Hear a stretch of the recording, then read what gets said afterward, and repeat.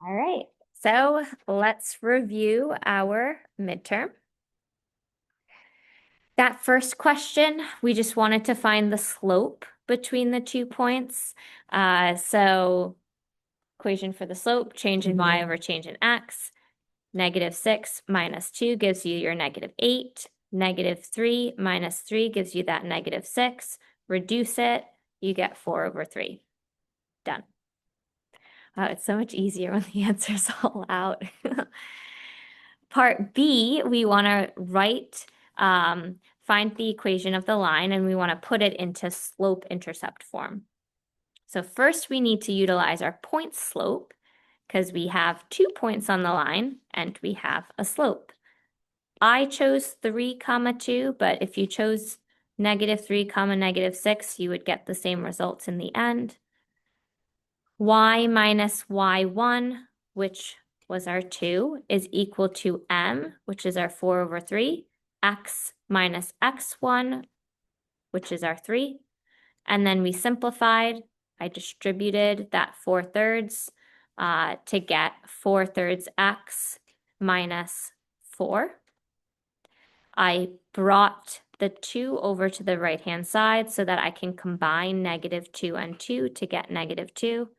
And then finally, our slope-intercept form is 4/3 x minus 2.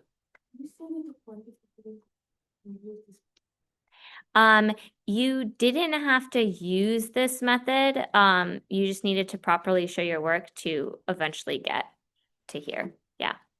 Yeah. So if you solved it by plugging in your slope and a point here and getting your y-intercept and then putting it in, yeah, that works. Yep. Part C was graphing this, so I just brought that equation we found in part B to this page. And what do we know about graphing linear functions? We first plot our y-intercept, which is our b value, 0, -2, and then we utilize the slope. So I went up 4 over 3, plotted a point, and I did that a few times, connected the dots, wrote out my equation of the line, as well as labeled it line L. My x and y intercept, proper scale, full credit. Part D, we were asked to just find the x and y intercepts. Definition of x-intercept is when y is equal to 0. Definition of y-intercept is when x equals 0. Lucky for us, we easily know what our y-intercept is by just the equation. And then with x-intercept, we actually had to set y equal to 0 and then solve for our x. And when we do, we get our x-intercept to be 3/2, 0 as a coordinate point. And then once again, our y-intercept as a coordinate point, 0, -2. Part E was now comparing the equation of our line, our 4/3 x minus 2, to this other equation and asking, are these two lines parallel? So what did we have to do? We needed to first put that equation they gave us into slope-intercept form so that we can easily identify what the slope is and compare the slopes of each equation to one another, because definition of parallel lines are when you have the same slope. But in this circumstance, 2/3 is not equal to 4/3, so our answer is no. The slopes are not the same, and therefore the lines are not parallel.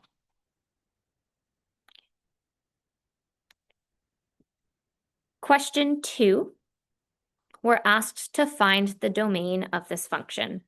Now, when you're asked to find domain, what are the two things? Denominator can't be equal to 0, and there can be no negatives underneath roots that have even indexes. There are no square roots or just roots in general here, so we can knock that out. But we do have a fraction, and we explicitly have a denominator. And so that denominator cannot be 0. What's the only x value that makes that denominator 0?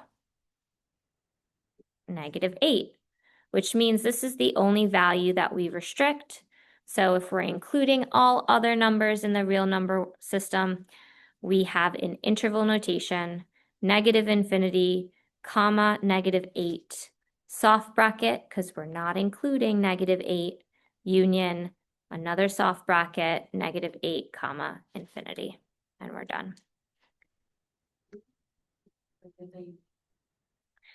Yeah, but not a lot. Yeah. Part B, we have find the inverse of this function. Definition of inverse, the function needs to be 1-to-1, which it is in this case. It passes our horizontal line test. And then swap out your x and y values. So that's what we did. Wherever you see a y, we change it to x. Wherever we see an x, we change it to y. And then we want to solve for our new y and then put it into inverse function notation. So I went ahead and cross multiplied, brought me to this step. And then you want to get all of your y's to one side, and once you arrive at this step, you'll see that you can factor out a y from each of these terms. And then once that y is factored out, then let's go ahead and divide both sides by that 1 minus x to get your inverse. It's just you need to make sure it's in proper inverse function notation. And that's it.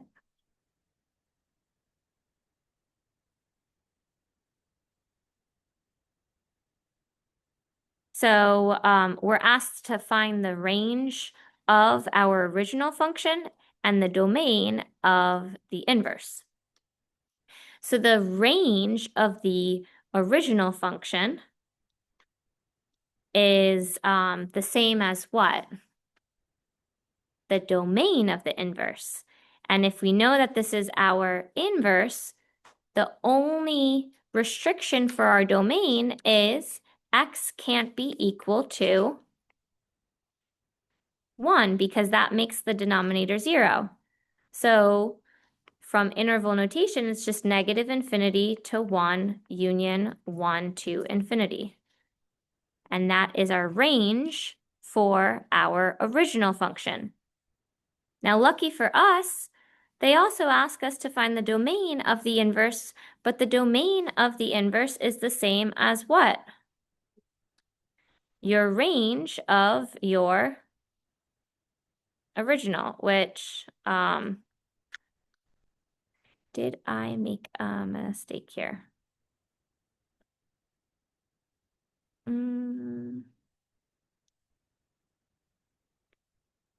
We're asked to find,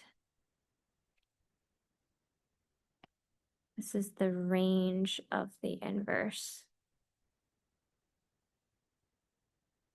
Yeah, I made a mistake.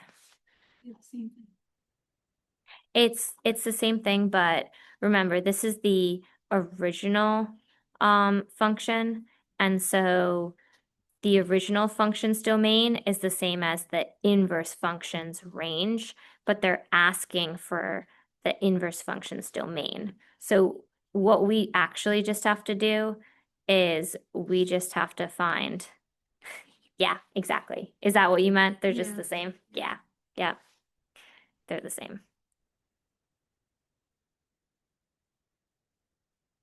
Cool. See, I make mistakes too. Does everyone see that?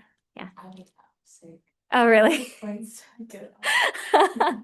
I don't know yet, but the cool thing about it being a longer exam is each like little mistake you make is only going to be like a half a point or a point off. Yeah, because the exam was made where it's out of 100 points. Yeah, so I wouldn't worry too much. It's out of 100 points. Yeah, so some questions are gonna, like this part C was worth 3 points. So if you got half of it right, then you would only get like 1.5 points off from there.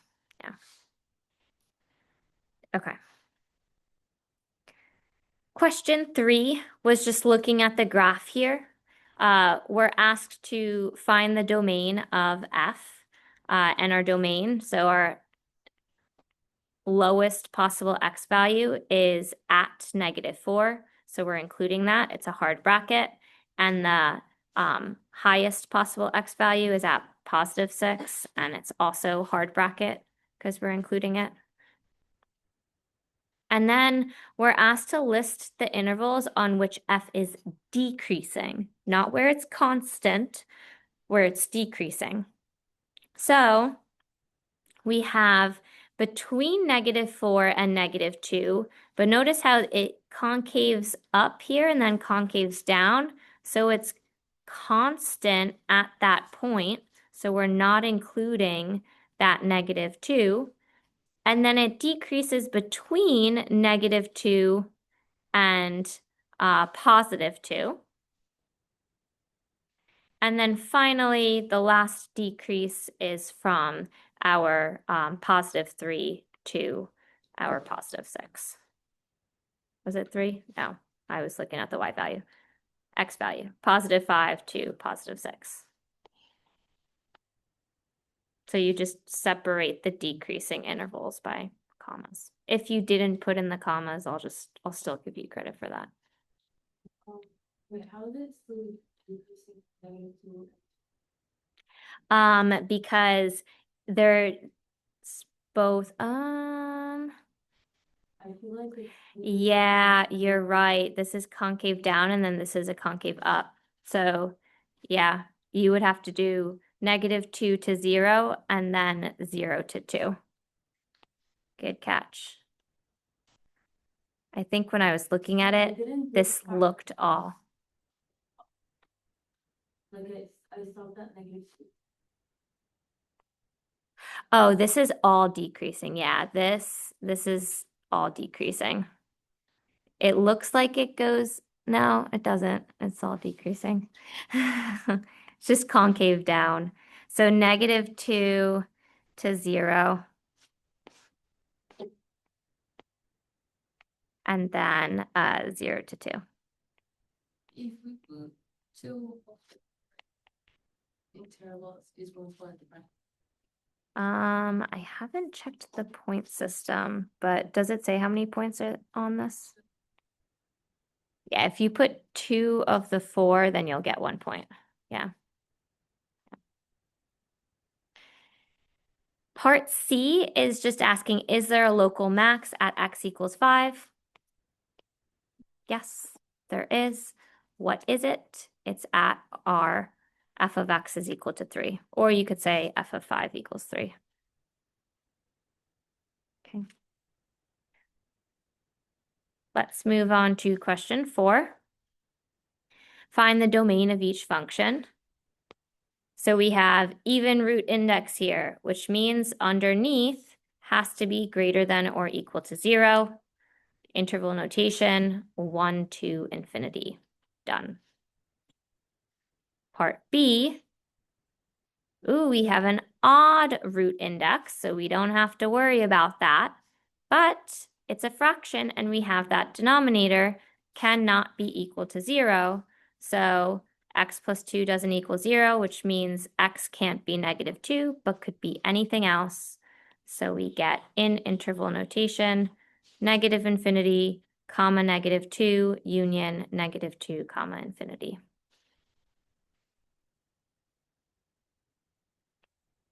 Question 5 was utilizing this table for composition of functions. So first, let's find our f of 2. When x is 2, what is our f? It's 3. And then we want to evaluate it at g of 3. So when x is 3, what's our g? 4. Done. Part B, if g of x is equal to 4. So now our y coordinate is 4. Our g of x is 4. What's our x coordinate? 3. For that one, what if we didn't put x equals and just 3? That's fine. f of 1. When x is 1, what's our f? 2. And average rate of change, the difference between two y values over the difference between those two respected x values. They give us our x from 2 to 5. So our b is 5, our a is 2. Our f of b, also known as our f of 5, if we go to our table, our f of 5 is 6. And then our f of a, which is our f of 2, is 3. So we have 6 minus 3 all over 5 minus 2. Simplified, 3 over 3, which gives you 1. And then the last one, we did a very similar question yesterday when we were reviewing, but we have g inverse x is equal to 3. We have no inverse function on our table, but remember, definition of inverse are x and y's switch. So we can treat this as our x value to figure out what our y value is, which gives us 4.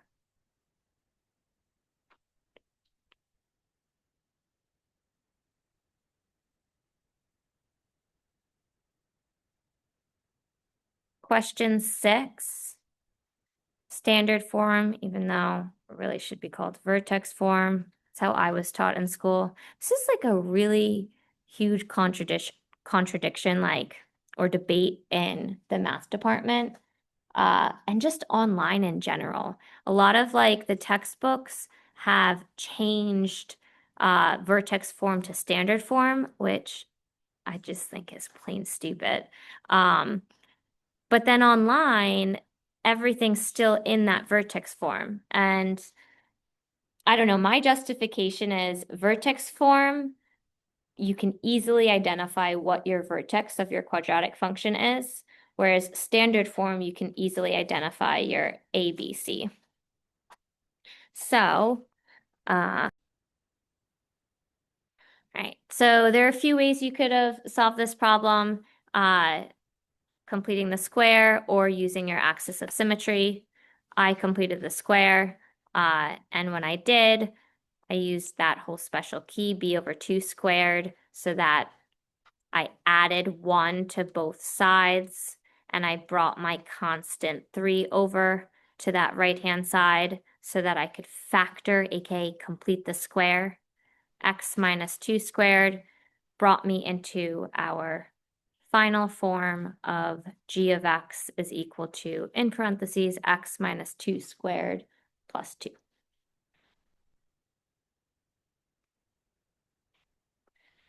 Part B was just graphing it and then identifying the domain and the range. So anytime you graph a quadratic, axis of symmetry, vertex, plot some points to the left of your axis of symmetry, to the right, label your function, your intercepts, your vertex, and you're done.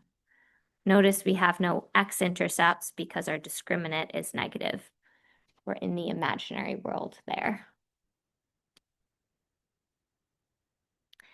Question 7 was dealing with the cubic function and your knowledge of transformations. So notice how we had a horizontal shift to the right 1 unit and vertical shift down 1. So I sort of used this graph to see, oh, okay, this is what's happening, bringing this point down over here. But on the next part, we're asked to really sketch out this transformation. So once you have those 3 dots plotted, you can sketch it out, identify that the domain and range are both all real numbers, and you're done. One thing that I made a mistake here is I didn't label my intercepts. My x-intercept is 2, 0, and my y-intercept is 0, -2.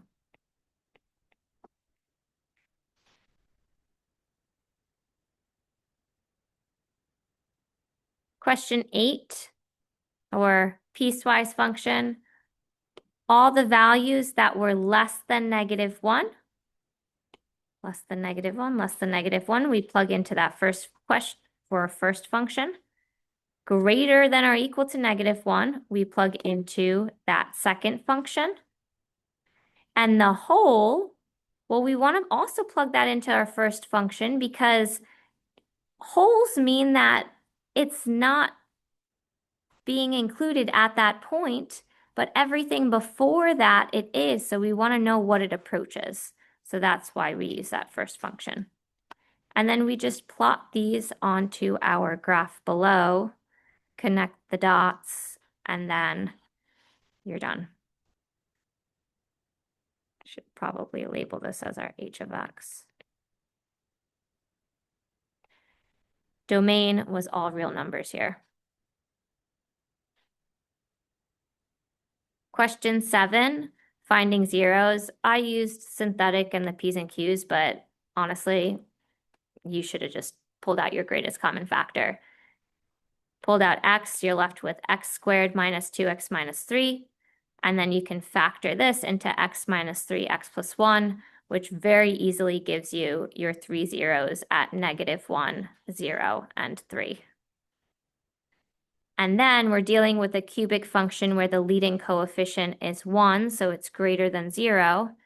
So based off of end behaviors, we're looking at our function that looks like this. And that tells us that as x approaches infinity, y shoots up to infinity. As it approaches -infinity, y approaches -infinity. I just put it in p of x format based off of the function p of x they gave us. If you kept it as y, I would still give you credit.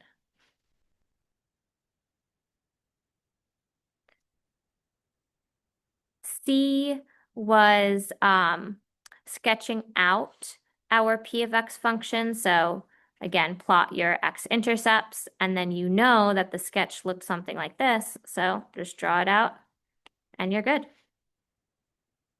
I labeled all of my intercepts. Question 10 was using remainder theorem. So all we had to do was take our c value, which is 2, plug it into our function, and then we got our remainder for 8, which was a question on the review. Part B was just asking us, is x minus 2 a factor? And because you have a remainder, aka it's not 0, then we conclude that x minus 2 is not a factor. So answer choice B. That one is, we didn't show any work, but we still got. Yep. 11, we're asked to find intercepts. Definition of x-intercept when y equals 0, y-intercept when x equals 0. So plug in, solve for the variable, put it into coordinate form, and then you're good to go.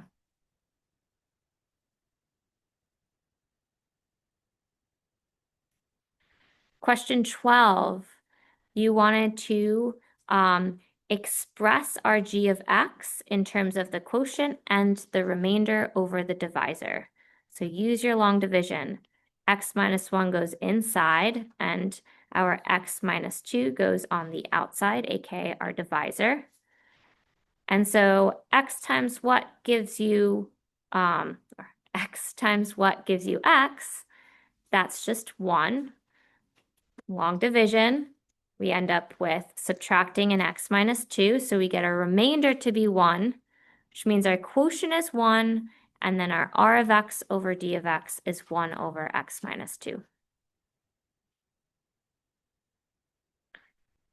Now we're asked to find the vertical and horizontal asymptotes.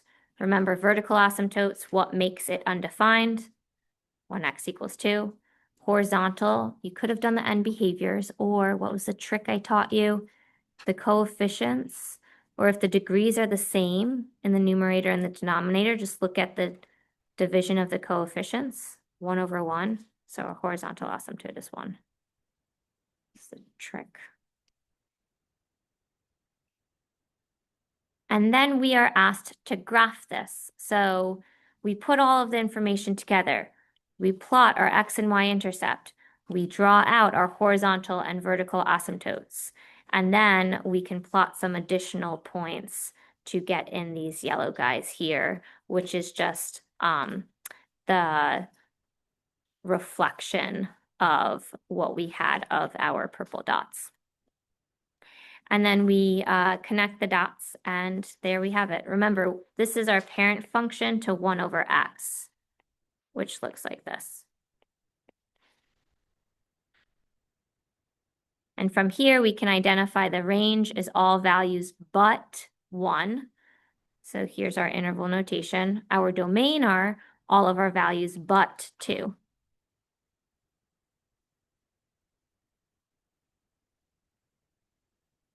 Our e to the x question.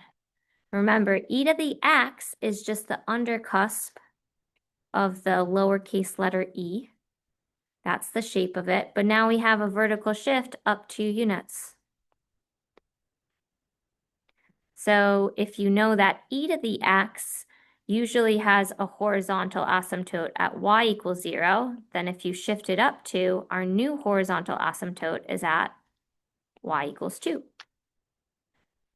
The major point you want to plot in, since we don't have a calculator, is when x is 0, e to the 0, anything to the 0 power is just 1, and 1 plus 2 gives you 3.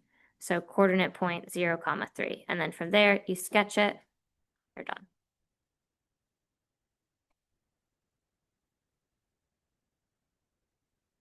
Now we're asked to find the inverse and then state the domain and range of the inverse. So we use our inverse steps, switch your x and y's, solve for your new y, and then we get ln of x minus 2 is our inverse. Our domain of our inverse is our range of our original, which is all values from 2 to infinity, not including 2.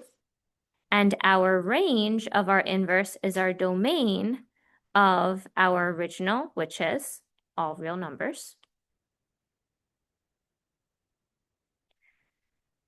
And then the last part is we're just asked to graph our inverse. So instead of it having the horizontal asymptote at y equals 2, it's now a vertical asymptote at x equals 2. Instead of the y-intercept being 0, 3, we have an x-intercept at 3, 0, and then we just draw our shape.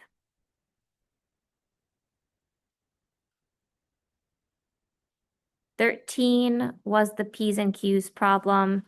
So what are factors of 4, which are our P's, 1, 2, 4, factors of Q, which is just 1, and then we involve the plus or minus versions of them.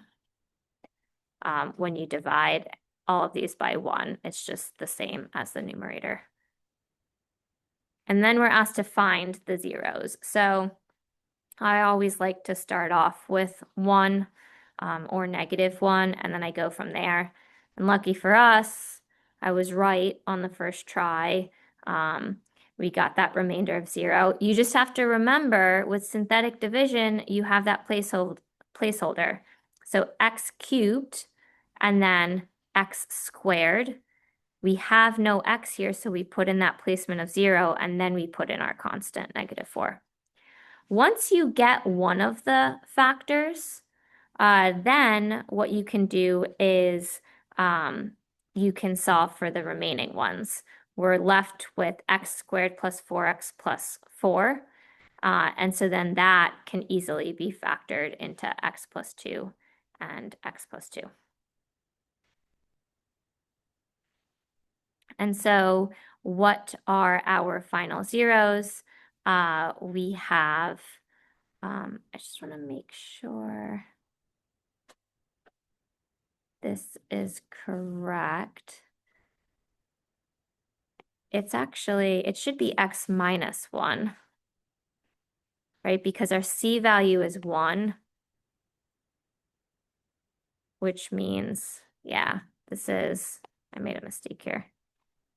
It's x minus 1, which means our zeros are -2, -2, and +1. And I wrote it as -2 with the multiplicity of 2 and then +1. Okay. On the last two questions, question 14, we just want to use our definition of our log function to solve. We put this into exponential form and we get x to the 1/2 equals 6. We can put this into root form.